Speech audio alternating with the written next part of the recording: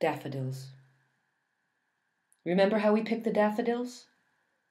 Nobody else remembers, but I remember. Your daughter came with her armfuls, eager and happy, helping the harvest.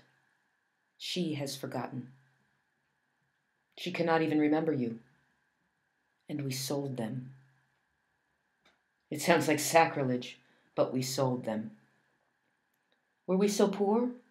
Old Stone Man, the grocer, boss-eyed, his blood pressure purpling to beetroot. It was his last chance. He would die in the same great freeze as you.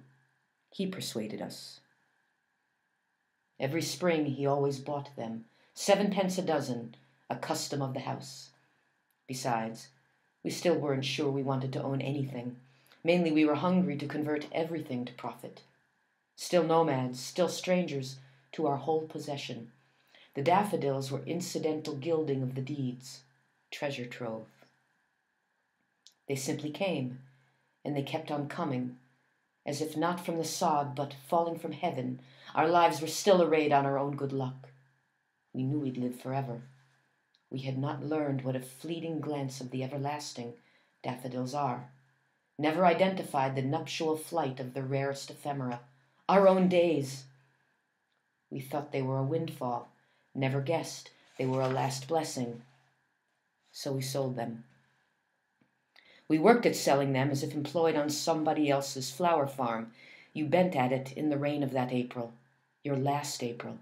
We bent there together among the soft shrieks of their jostled stems, the wet shocks shaken of their girlish dance frocks, fresh open dragonflies wet and flimsy, opened too early.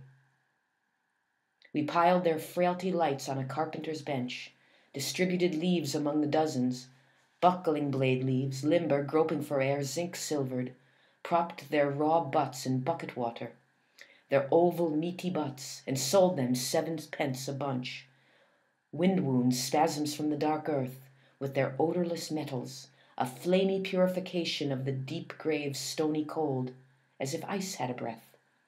We sold them to wither. The crop thickened faster than we could thin it. Finally, we were overwhelmed, and we lost our wedding present scissors. Every March since, they have lifted again. Out of the same bulbs, the same baby cries from the thaw, ballerinas too early for music, shiverers in the drafty wings of the year.